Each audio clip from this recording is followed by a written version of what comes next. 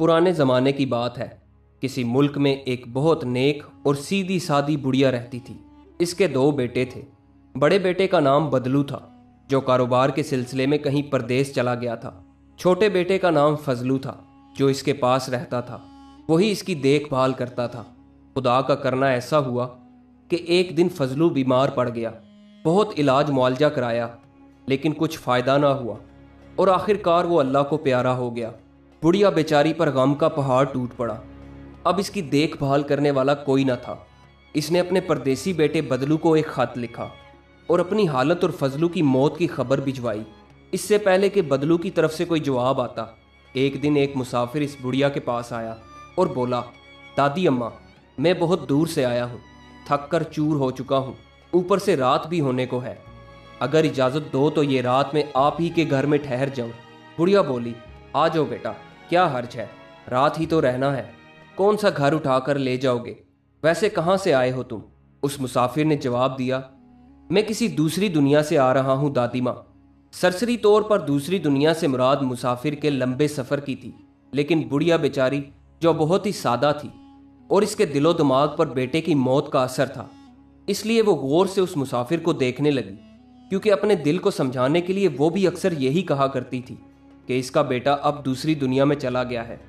मुसाफिर की ज़ुबान से दूसरी दुनिया का नाम सुनकर फ़ौरन उसे अपने मरहूम बेटे की याद आ गई और एक सर्द आ भरकर बोली, बेटा, क्या तुम सचमुच दूसरी दुनिया से आ रहे हो? मेरा बेटा फजलू भी पिछले ही महीने दूसरी दुनिया में चला गया था, क्या वो भी तुमसे कभी मिला है?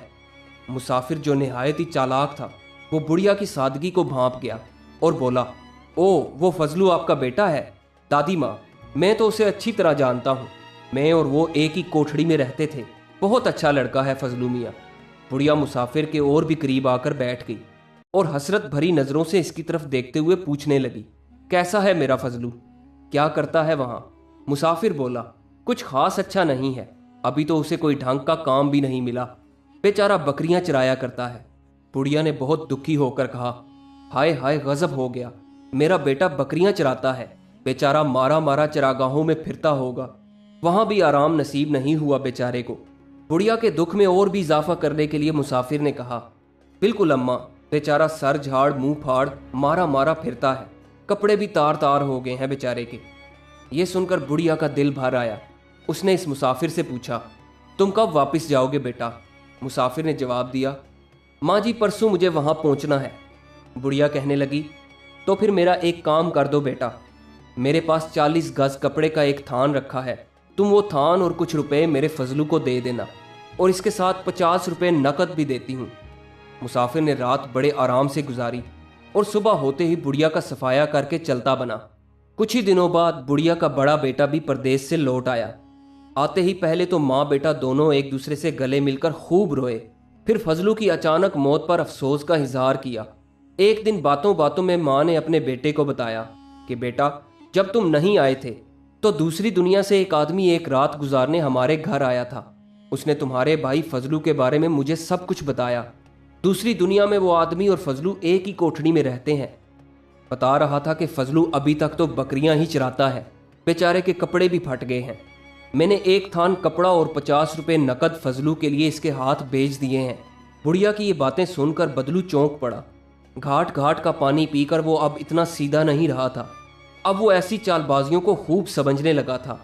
चुनाचे वो बोला, अम्मा, तुम वाकई बहुत सीधी हो, भला दूसरी दुनिया से भी कोई वापस आता है?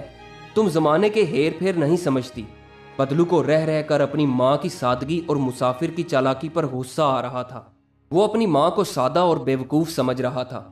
फिर कुछ सोच कर बोला, अच्छा अम्मा, तुम आराम से घर में रहो और मैं किसी काम से जा रहा हूँ।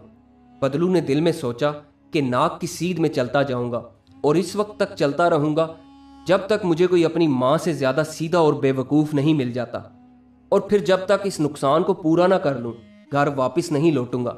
ये सोचकर वो नाक की सीध में चल दिया।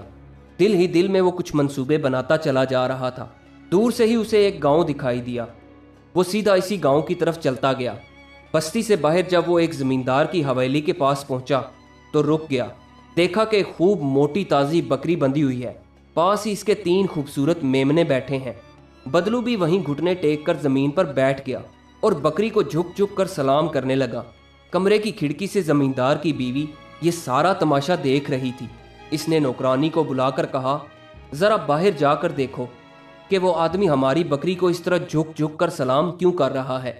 नौकरानी ने जाकर पूछा, ए भले आदमी, ये हमारी बकरी तुम्हारी क्या लगती है जो तुम उसे इस तरह सलाम करते जा रहे हो? बदलू ने जवाब दिया, ए बीबी, इसी की तलाश में तो मैं मारा मारा फिर रहा था। जिसे तुम बकरी समझती हो वही तो मेरी बीवी की रिश्तेदार है। कल मेरे लड़के की शादी है, सभी रिश्तेदारों को दावत दी जा चुकी है, सिर्फ इसी का एक पता नहीं चलता था। मैं उसे अभी शादी में आने के लिए दावत देने आया हूँ। अगर मालकिन साहिबा इजाज़त दे दें तो मेरी और मेरी बीवी की तरफ से गुजारिश है कि ये भी अपने बाल बच्चों समेत शादी की रौनक बढ़ाने के लिए तशरीफ़ लाए। नौकरानी ने जाकर मालकिन को बताया तो वो दोनों खूब हंसी कि यह शख्स भी कितना बेवकूफ़ है जो एक बकरी जैसे जानवर को अपनी बीवी की रिश्तेदार समझता है और साथ अपने बड़े लड़के की शादी पर मदऊ कर रहा है। अच्छा होगा कि उसे और भी बेवकूफ़ बनाया जाए ताकि दूसरे लोग भी इसकी बेवकूफ़ी पर हंसें। मालकिन ने फ़ौरन नौकरानी के ज़रिए कहला भेजा कि अगर ये इसकी रिश्तेदार है तो इसके रिश्तेदारों को शादी में शिरकत करने पर हमें कोई एतराज़ नहीं, मगर इस बेचारी को तुम्हारा घर ढूंढने में दिक्कत होगी, इसलिए बेहतर होगा कि तुम उसे भी अपने साथ लेते जाओ। मालकिन ने नौकरानी को हुक्म दिया कि हमारी बकरी साहिबा अपने रिश्तेदारों की शादी में तशरीफ़ ले जा रही हैं, उन्हें खूब सजा दो। सर्दी बहुत ज़्यादा है, मेरा वो रुईदार कोट भी उन्हें पहना दो। इसी तरह इसके बच्चों को भी अच्छी तरह से सजा दो। और सुनो, बाहर जो गाड़ी खड़ी है इसमें 2 घोड़े और जुतवा दो। आखिर इसके रिश्तेदार की शादी कोई रोज़ रोज़ थोड़ी होती है, ज़रा ठाठ से सवार होकर जाएगी। चुनाचे मालिकन और उसकी नौकरानी ने बकरी और इसके मेमनों को खूब सजाया और गाड़ी में 2 घोड़े जुतवा कर बकरी और इसके बच्चों को बड़ी शान से गाड़ी में बिठाया और लगाम बदलू के हाथ में थमाते हुए कहा, भाई कोचवान तो घर पर नहीं है, हिम्मत करके आप खुद ही कोचवानी करो, लेकिन गाड़ी ज़रा धीरे से चलाना, ऐसा ना हो कि हमारी बकरी साहिबा या इसके बच्चों में से किसी को चोट लग जाए। अच्छा, अलविदा बकरी साहिबा। बदलू ने जवाब दिया, आप बेफिक्र रहिए मालकिन साहिबा। उसने घोड़ों की लगाम थामी और अपनी राह ली। 2 घोड़ों की गाड़ी में सजी हुई बकरी यूं विदा हो रही थी जैसे कोई दुल्हन अपने मैके से विदा होती है, और बदलू इस ठाठ से गाड़ी हाँक रहा था कि जैसे कोई दुल्हन को लिए जा रहा हो। यह तमाशा देखकर मालिकन और इसकी नौकरानी के हंसते हंसते पेट में बल पड़ गए। जब तक गाड़ी उनकी नज़रों से ओझल नहीं हो गई, उनकी हंसी ने रुकने का नाम न लिया। थोड़ी देर बाद जमींदार भी घर पहुंचा तो बीवी को बहुत खुश पाया। दरअसल वो सोच रही थी कि जब वो मियाँ को इस शख्स की बेवकूफ़ी का किस्सा सुनाएगी तो वो बेहद खुश होगा। किस्सा शुरू करने से पहले मालिकन ने जब नौकरानी की तरफ देखा तो इसके होंठों पर भी वही शरारत भरी मुस्कुराहट खेल रही थी। फिर क्या था, मालिकन कह के लगा लगा कर हंसने लगी। मारे हंसी के इसका बुरा हाल था। इसकी हंसी जब ज़रा धीमी पड़ी तो ज़मींदार ने पूछा कि आखिर बात क्या है, मैं भी तो सुनूं।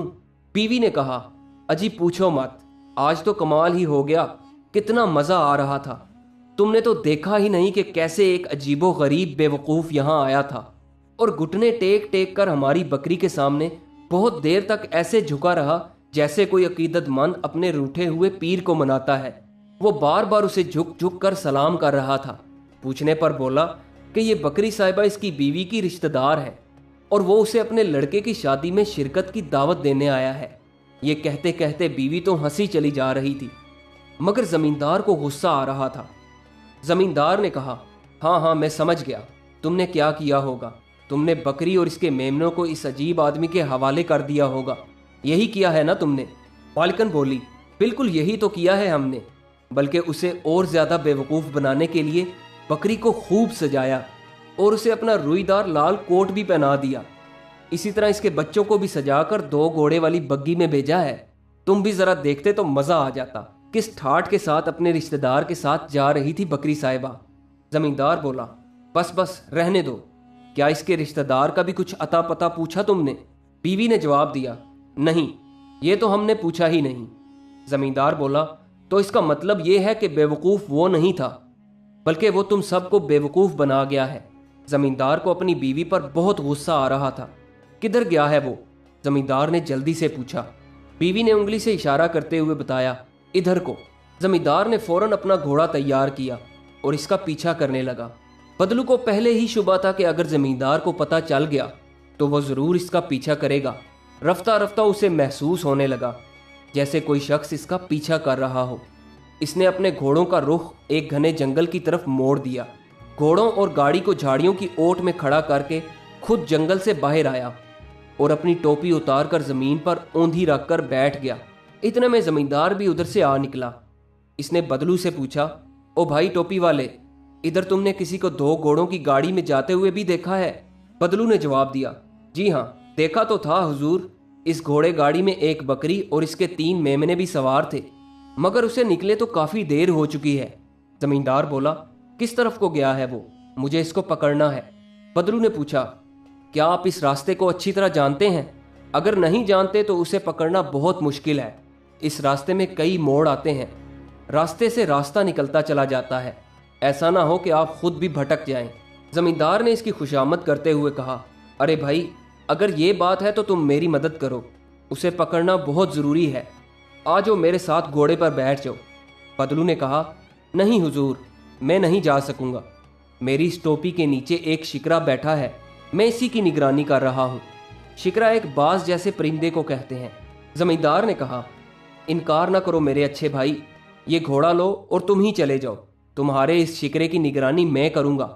बदलू ने जोर देते हुए कहा, तो ख्याल रखना कहीं ये उड़ ना जाए। बहुत ही कीमती शिकरा है ये, कहीं खो गया तो मेरा मालिक मुझे कच्चा चबा जाएगा। इसीलिए तो मैं ना जाने की जिद कर रहा हूँ। जमींदार ने पूछा, वैसे क्या दाम होंगे इस शिकरे के? बदलू ने जवाब दिया, यही कोई 500 रुपये का होगा।